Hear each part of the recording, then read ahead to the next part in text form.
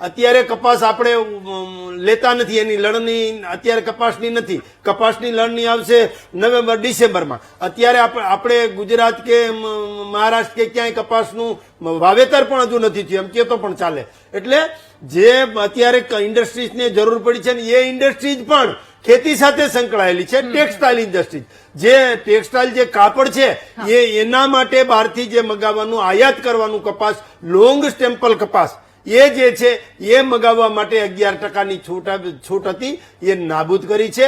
એનાથી પણ સ્પિનિંગ અને જીનિંગ મિલ જે છે, જે દોરા બનાવે છે, જે કાપડ બનાવે છે, જે કાપડ સાથે સંકળાયેલ છે, નાના પાયે જોઈએ તો કાપડ સાથે વણાટ સાથે સંકળાયેલ છે, મોટા પાયે જોઈએ તો સ્પિનિંગ ને જીનિંગ મિલ જે એની સાથે સંકળાયેલ છે. ટેક્સટાઇલ ઉદ્યોગ પણ આપણો ખૂબ મોટો છે. રોજગારી બે પ્રકારે મળે છે. કૃષિમાંથી પણ એટલી જ રોજગારી મળે છે, સાથે સાથે આ ટેક્સટાઇલ છે ને એ પણ ગુજરાતનો મોટામાં મોટો ઉદ્યોગ છે. એટલે બેલેન્સ તો જાળવવું જ પડે.